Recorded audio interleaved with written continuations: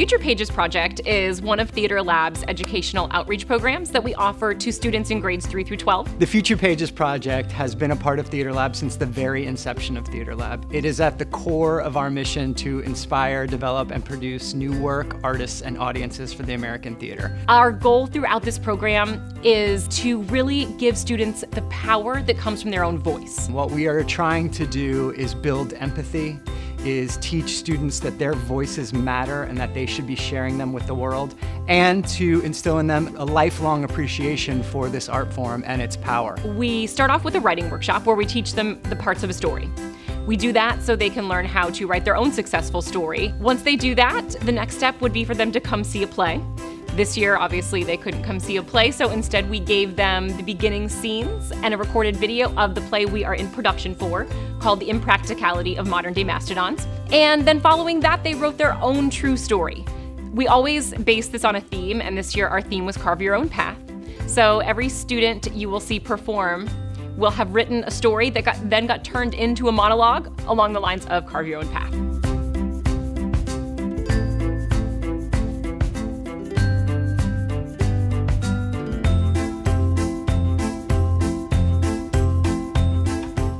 You don't belong here. You'll never be good enough. Why would anyone want to be Amory with two parents that don't care about you? Oh, you need to lose weight. You'll never get anywhere with this. You don't care about school. You can't do that. Nothing. You can't share your work with the class. You're dreaming too big. It is very, very, very unlikely that you'll become a movie director. Nothing at all. You're a failure. Your writing will never get you anywhere. Life. Oh boy, can it get tough. Usually, one who is struggling in school will struggle to A, fit in, B, grasp the content, or C, take notes. I, on the other hand, am special. I'm not playing myself up as a super genius or anything, but I feel as though I have the natural ability to understand any content. All it takes is one little thing. Effort. And that is where the problem arises. The main problem that I have is focus. Each day I have a routine. A routine I wish I could break, but a routine nonetheless. Get out of school at 3. Then I freshen up, bathroom, shower, brush my teeth, an hour. It's 4. I then watch YouTube for 30 minutes before I start my homework, and all of a sudden it's 5:30. God knows how. So I decide I'll eat dinner since it's ready, and I'll finish the video and watch it 7:30. How is this possible? Okay. Anyways, since it's 8 now, I should probably open my computer and start my work, considering it is now 8:15. Now that it's 10 and I'm done with my work, I only have an hour to do what I want. Yay. You see, my actual plan for the day is work, then play video games, like the PS4. All this chaos arises from my inability to focus properly. Now this is the part of the story, right before everything starts to shift, where the protagonist is striving for a grand change. Ooh. But I haven't changed yet, and I don't think I ever can. Uh-oh. But wait. What if I could change? What if there was a way? What if I could carve my own path to success? Now, I see the saying in a different way. Typically, one would view it as a saying of, be different, do your own thing. I see it as a message of, be independent. What matters isn't the path, but the fact that you carved it yourself. That was really cheesy, but I'm gonna stick by it. Anyways, while the climax of the story isn't a turning point, it is most definitely a turning point towards a turning point. Does that make sense? Anyhow, the change in my life isn't gonna come from a therapist, my family, or even medication. The change in my life is gonna start with me. So here we go. The life-changing decision. Do I stay or do I go? This email is begging me to open it. Why can't I open it? This feels like the biggest decision in my life. So far. Unless you count choosing between a sorbet or an oatmeal raisin cookie. Well, you could go with the refreshing taste of sorbet or the delicious moist oatmeal cookie. Focus, Emily. We are not talking about dessert. My whole entire life, I have known one school. The school my parents have worked at for 20 years. The school my 11th grade sister Ellie has gone to since she was in pre-K. And the school where everyone knows my name. Literally. Everyone knows me there, from the time I was in my mom's tummy even.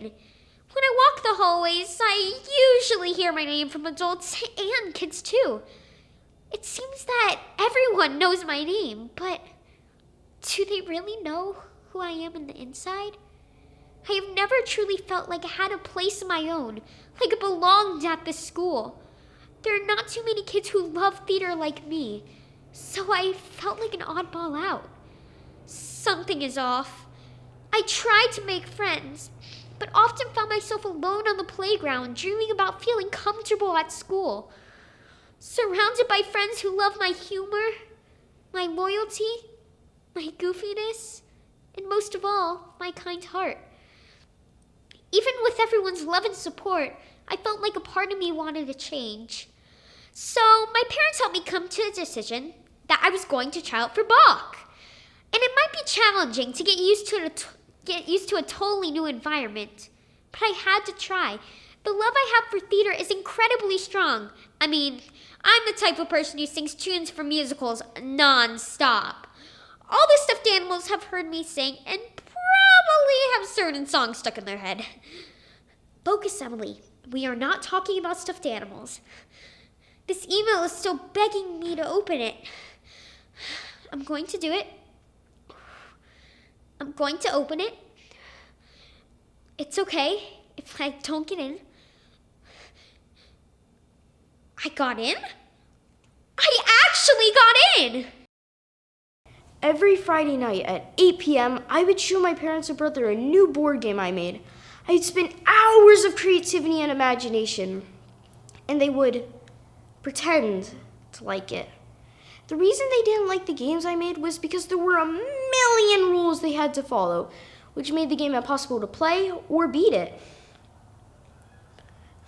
I made these games with my mind, paper, pen, and lots and lots and lots of duct tape.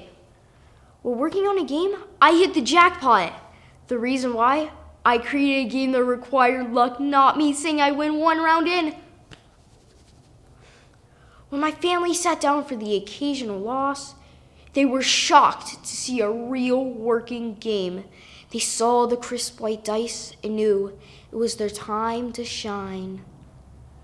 Before I tell you what happened, let me thank our sponsors for this monologue, which are 12 Lego figures, 3 dice, and a board I made from paper. We started the game with intense battles. My mom's troops got cornered and lost. Then my dad's troops were betrayed by my brother's troops. And last, I destroyed my brother's troops and snatched up the victory. It took me so long, but I destroyed my brother and teased him for hours and hours with my powerful dance moves. Yeah, these are my dance moves. Yeah. Wait, Carter, you never teased him or danced, so shut up about being a king or something. I won the game because I knew the board. Just kidding, the real reason was because I ran away from everyone like a coward. My family agreed they liked this game a lot and that we should play it again in the future. This game brought us closer, literally and mentally. Hi, everyone. Hi. What's up, Carter? Do you know what time it is? Yeah, it's 5:15. It's time to do this. Yep. I'm just eating dinner right now. No, well, yes, but it's also game time. Oh yeah. Yeah! Game time! First things first. Supplies. Game board. Check. Dice. Check. Game pieces. Got it. Hang on. I think my pizza's here. I gotta go. Bye. Okay, time for the rules. This is complicated, so you need to pay close attention. Rule 1, rule to fire for range. Rule 2, rule to move. Rule 3, only move up, down, left, and right. What? Huh? Oh, I think my mom's calling me, so I gotta go. Oh, me too. Bye. Rule 4, 3 hearts total. Rule 5, crouch with a roll of 2. Rule 6, both troops of he or she spawn in the same area. I think my brother needs some help. What a coincidence. Okay, focus, people. Rule 7, double dice activated every 6 rolls. Roll 8, crouch only happens with double die and gets 2 plus something. What? I'm gonna. Why is everyone frozen? Hello? That was very mysterious. Well, Carter Cass is reigning champion as usual. Voices. That's all I ever heard from my mom, my aunt, my dad. Amory, go clean your room. Amory, do your homework. Amory, have you got ready for dance yet? Have you ever noticed when you hear things over and over and over again, they start to sound really weird? Well, I remember the day like it was yesterday. I was in the kitchen at exactly 3:50 when the phone rang. I was told the worst news ever. My Granny Helen passed away. She was already sick, but I didn't expect her to pass so fast. My granny would always tell me that my writing was going to take me somewhere. And I would always have doubts about me in theater, and this year it was especially hard as my math teacher would constantly tell me, dance and theater aren't going to take you anywhere. But one thing that my granny would tell me to boost my confidence was, people will look at you as a color, but be more than a color. Be you. So many times since I have lost her, her words have pushed me to keep going.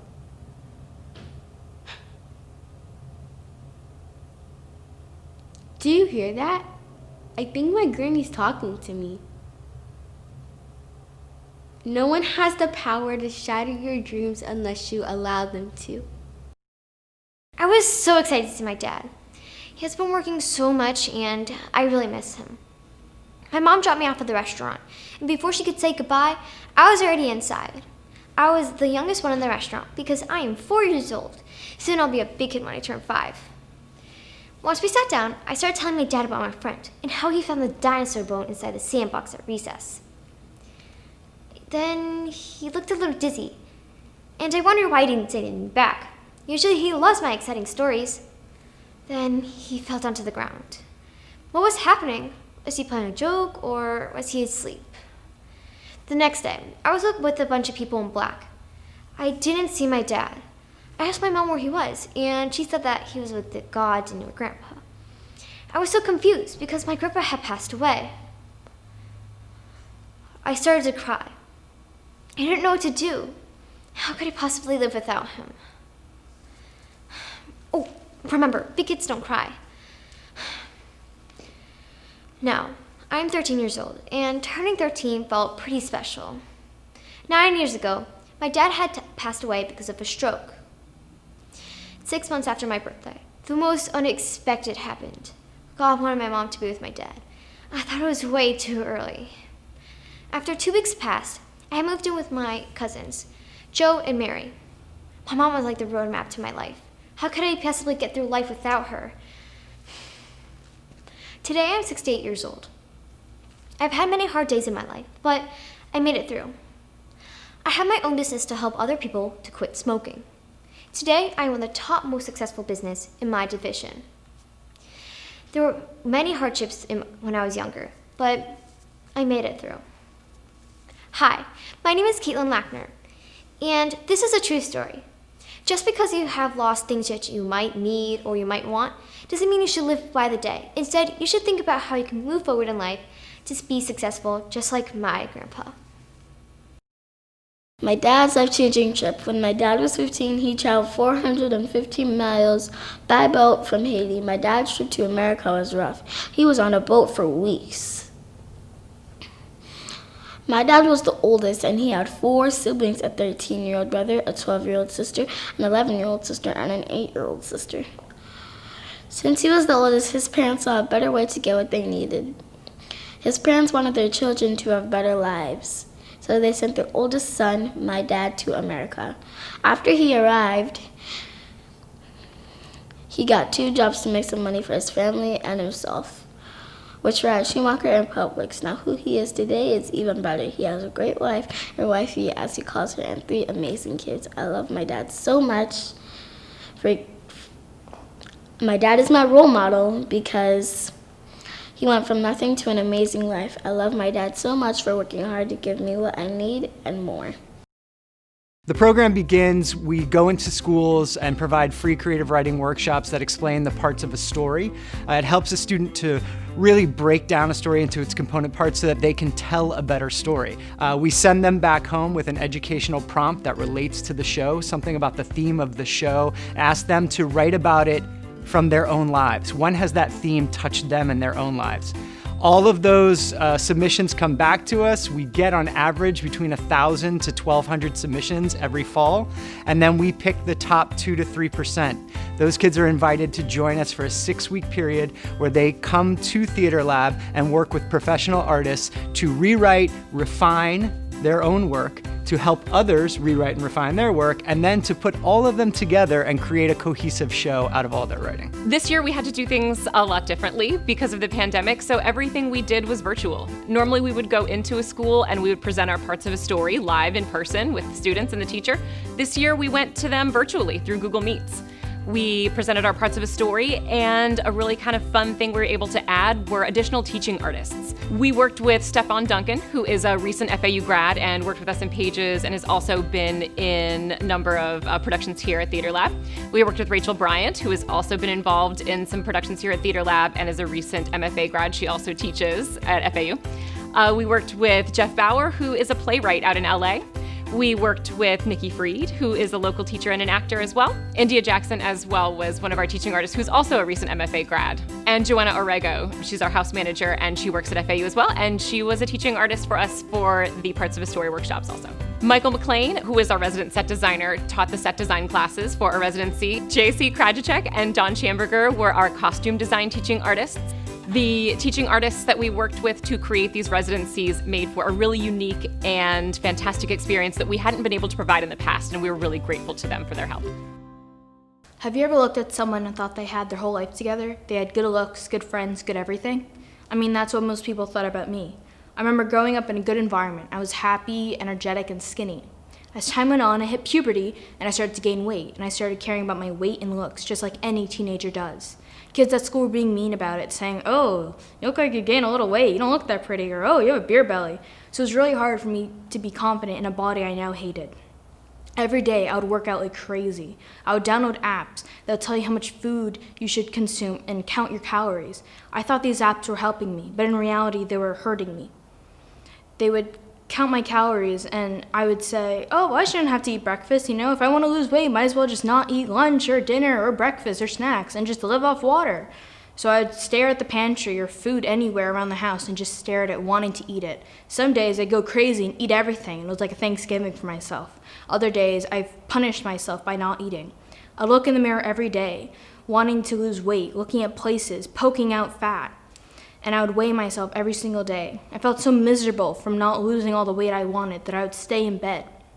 My parents were worried, so they tried getting me out of bed. My mom would make breakfast or just watch something I wanted with her. Other days, my dad would make lunch for me. I wanted to recover, so I would push myself to eat properly, but I do have side effects from not eating properly. I shake at random times, I feel cold for no reason, I feel weak, my mood goes off and on, but I was able to take control of the situation and push myself. I was able to recover a little bit, but I realized that everyone's body is unique and beautiful, including mine, and even though all I put my body through, I was able to push myself to eat properly.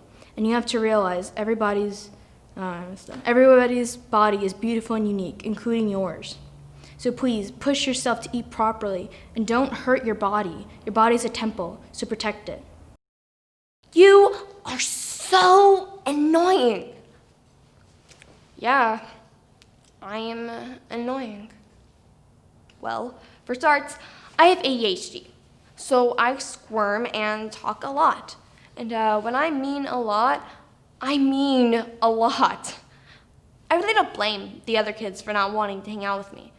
If I were in their situation, I wouldn't want to hang out with the annoying girl either. Annoying really isn't one of the best traits to have when you're trying to make friends, but I had to try anyway. So, one time in 3rd grade, I went to go get a burger from the cafeteria. I put mayo on it and stuff like that, and I went to go sit with the mean girls in my class, 'cause I had to. And one of the head ones said to me, "If you want to sit with us, you can't eat mayo for the rest of the year."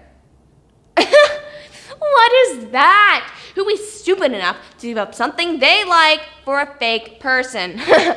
Me. I am that stupid person. But no. My stupidity doesn't stop there. In 6th grade, I thought, new school, new me. I changed everything about me to be popular, and we didn't even like each other. I changed my whole vibe for trashy music, in which isn't even that good. So, it was horrible. It was just horrible. But then, one day, everything changed. In the gym locker room one day, I mentioned that I was going to be trying out for a school musical, Willy Wonka. And one of them said to me, "Of course you would do that. What kind of backhanded compliment is that?" Do you know what? That day, I had it. You can take my mayo, you can take my vibe, but you cannot take my musical theater. In the end, I don't talk to them. The only time they talk to me is for math answers because they're failing. I mean, I do give it to them, but joke's on them, I can't do math. Now that I look back on it, being a poser is way more annoying than I ever was. Even though I was, and still am, pretty annoying. And then, after a while, I gave up trying to be someone I'm not, and started being me, really annoying. And then, that's when it happened. I found my people. And then now, I have friends who love and care about me, and I really wouldn't change that for the world. So yeah, I'm annoying, and I'm not changing that for anyone. It all started when I took my first steps. I grew up being feminine. I knew I was different, but I didn't know what it was. Around the age of 6 or 7, I watched a TV competition called RuPaul's Drag Race. I saw guys make it, was like, I want to do that. It looks so fun. This is when I started to learn more about the LGBTQ+ community, but I was young, I didn't know what to do. I was in 5th grade and only a measly 10 years old, and I was just trying to find myself. I knew I liked boys, but I didn't know how people would react. I knew the teachers knew because I was always around the girls and acted like them. It was the time of the year for the 5th grade Washington trip, and I didn't want to be in a room with 3 other guys because that would be so awkward. But the teacher in charge said I couldn't be with the girls because I was a boy, even though I was young. What was I gonna do? I didn't like girls. The teacher told me I was too young and didn't know what I was talking about, which really hurt me because I just wanted to have a nice time and enjoy myself. But I didn't, and I lasted the trip. I was in sixth grade and wanted to start anew. I knew my friends already knew I was gay, but I had to come out as bi to my mom because I didn't know what her reaction would be. She was very accepting and told me she had a feeling. I told her specifically in the note I wrote her, please do not tell my dad, but she did. He came home and wanted to talk to me, and I already knew what he wanted to talk about, but he was understanding at the time. It was my 8th grade year now, and I had found my true self. I decided to write my mom a note again. She hadn't texted me that whole day about it, so I thought she was mad. I decided to text her during dance practice, and she said we would talk about it at home, which we never did. However, my dad found it in a way I never thought would happen.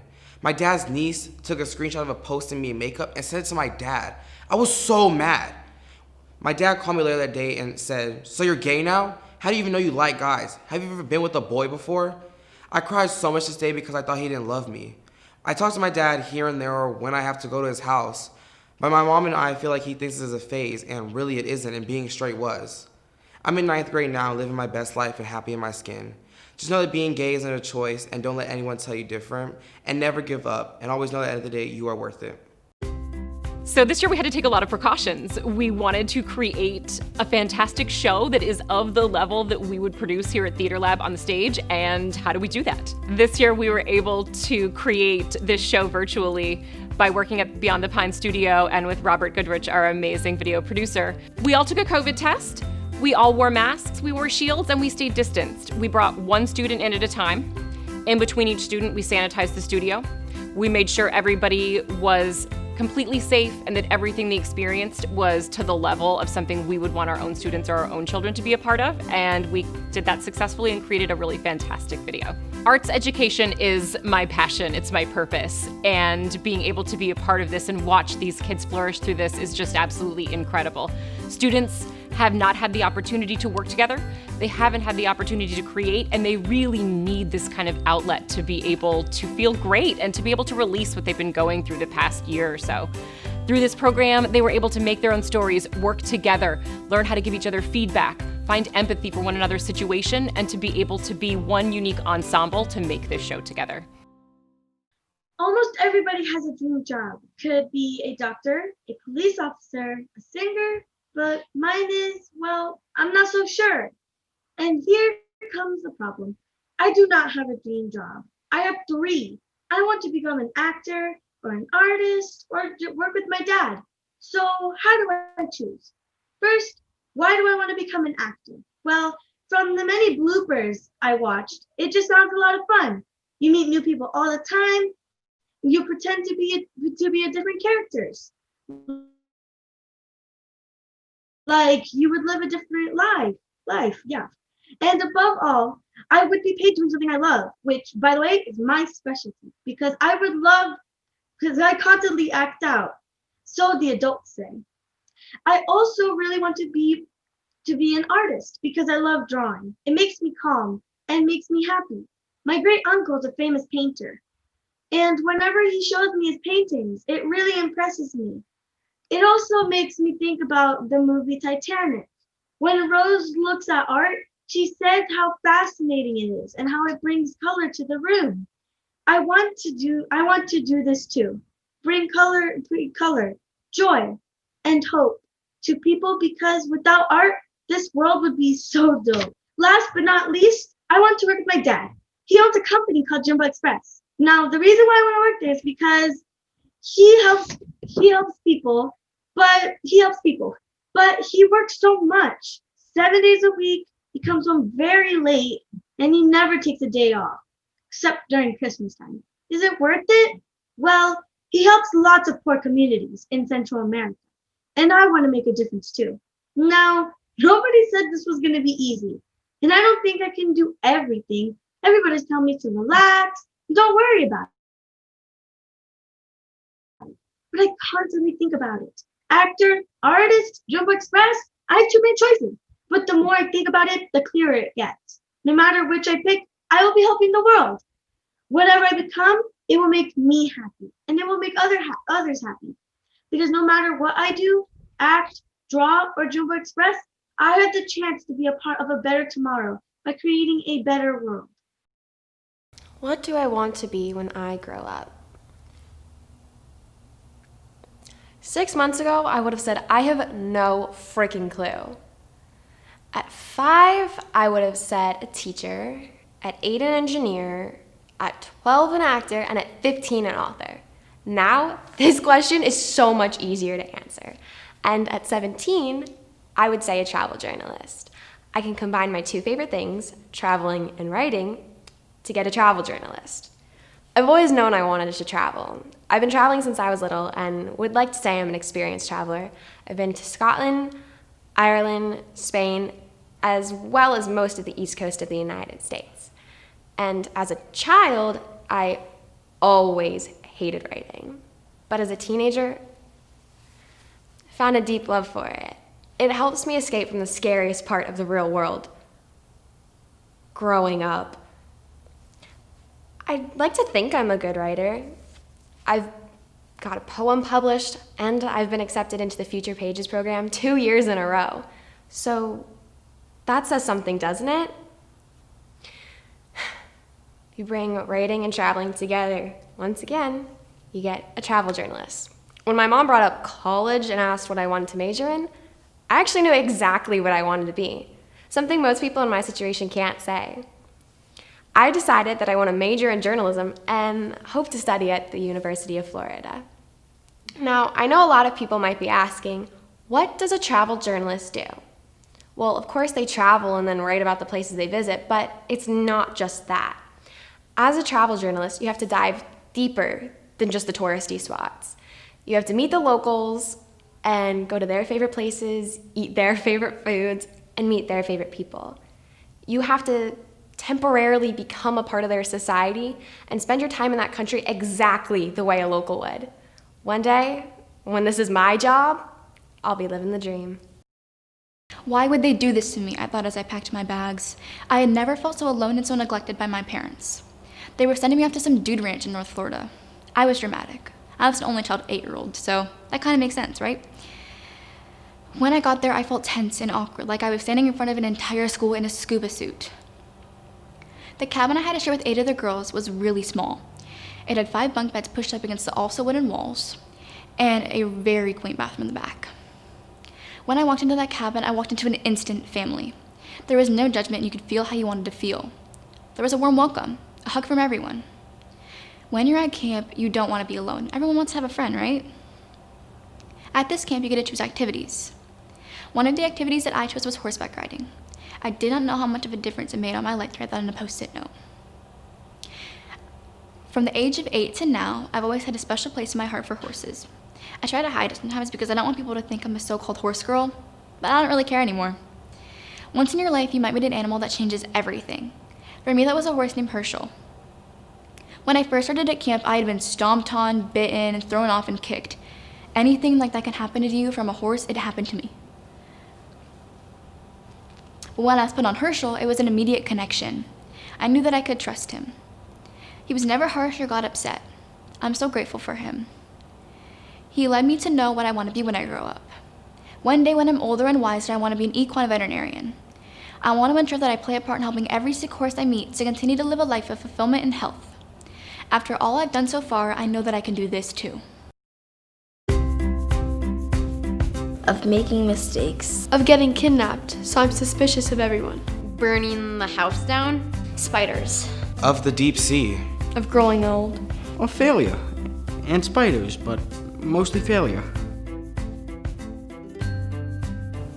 To be successful. To grow up and be the best that I can be. That I didn't have an eating disorder. I had magical powers. For people to know who I am in the inside. That COVID did not exist. To make it through the year in one piece. It all started when I was 4 years old. My parents told me I could be anything I wanted to be. So naturally, I wanted to be a knight in shining armor. I thought about being a baseball player, like my dad, but I thought there would be way too much work. I decided that one day I'm going to be a baker, so I can always fill my appetite. I woke up one morning and heard a rumble. I thought it was the garbage truck. Then I realized it was my stomach. I decided to go into the kitchen to see if there was anything sweet for me to eat. When I found there wasn't anything, I decided to make my own cupcakes. Why, what a marvelous idea! I tried to think if my mom would be okay with it, but she was in her room taking a shower. So I decided to do it anyway. I grabbed milk, eggs, and a box of cupcake mix. I pour it all into a bowl, not measuring a thing. I stir it with my hand, and then I see this tan goop in a bowl. Me, being a very colorful person, decided to put red and blue food coloring in it. I decided to put it in the microwave for 10 minutes. Then, all of a sudden, I see smoke and smelled something weird. It looked like it was coming from the microwave. Then, all of a sudden, my heart drops in dread as I hear a door open. My mom comes rushing in and hurries to get the bowl out of the microwave. She says, "What were you thinking?" When she's done playing hot potato with the bowl, she says, "Go to your room right this instant." To loosen my punishment when she comes in, I told her, "I was just making cupcakes for you because of how great a mother you are." She just laughs and she said, "Well, if you wanted to make cupcakes, you could have just asked." She then made me clean up the mess and went to the store and bought cupcake mix. A bad day broke into a great day, as my favorite musical part from Dear Evan Hansen goes, "Even when the dark comes crashing through, when you need a friend to carry you, and when you're broken on the ground, you will be found." My mom is the greatest person in my life, and I cannot live without her. And plus, she makes really good cupcakes.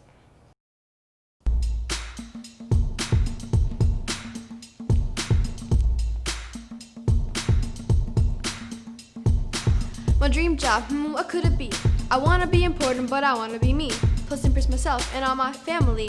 I think I'll be a spy. What do you think? I'll walk in a crowd pursuing badass galore. And when I feel bored, I'll take my jetpacks and soar. I'll take a first class in a jet and a plane. When I arrive at a hotel, they'll know my name, or maybe they won't, cause being secret's my game. I guess I won't become a spy for the fame, cause I gotta hide and defend people in Ukraine. Being a spy is still super cool. I'll run my job and I'll run my school. And who could just forget those gadget gizmo tech tools? I mean, seriously, those things rule. But remember, spy is not just fun and games. There's gotta be suffering and there's gotta be pain. One day I might find myself stuck in a trap with two guys surrounding me and a gun to my back. So being a spy is dangerous, in case you didn't know, but I can escape the scenarios cause I gotta save the world. I'll punch one in the shoulder and the other in the neck, and I'll knock at their feet while probably screaming, "Who's next?" I'll drive them to prison, get promoted real quick, and have people wondering, "My goodness, she's so slick." I'll stay low to my country, hold my head high and tall. I'll help the defenses, cause for my job I give it all. While proudly serving for the rest of my days, I'll remember the times when our glasses were raised, the times when victory and justice rang out, the times when evil didn't have a chance to shout. I'll continue to karate chop my way through my life, and I'll think, boy, have I got it nice.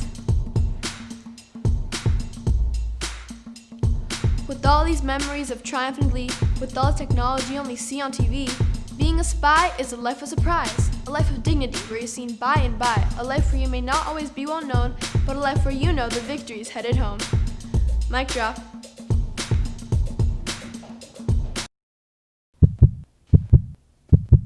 My heart was racing. Two heads were talking to me at the same time, like an angel and a devil, but both were angels. Who am I gonna side with? In most of my life, I knew exactly what I wanted to do. Do my homework, go on my phone, go to sleep, repeat, never straight path. All this changed when I started going to the George, a place where we could practice and perfect the arts. My sister's going there, and she knows exactly what she wants to do. She wants to sing. I, on the other hand, sound like a dying cat when I sing. It's time to make a choice, and I immediately went to dance. It's something that I love to do. Before the year had started, all of the first years got invited to a 1-week workshop to see all of the arts. I'm so excited to go! It's time to try out dance. It is everything that I imagined. It's amusing and exhilarating. Lastly, it's time to have a taste of theater. When I thought about theater, I thought about boring things like Shakespeare. I mean, what language did this guy even speak? And when I got there, it was so much fun. I am absolutely in love. As I'm leaving, I'm even more confused than when I came. I love them both. How was I supposed to choose? "You need to make a choice," said my sister. Do whichever one you want, said my dad. Do whatever makes you happy, said my mom. And they all said it so confidently, as if it helped me, when really, I was in more of a dilemma. I loved them both. How was I supposed to choose? Then, as I'm walking to Walmart, Angel 1 taps me on the shoulder. Across the street, I see a dance studio saying, open for registration. The idea came running at me. I would enroll in dance classes at a studio and then acting classes at the George.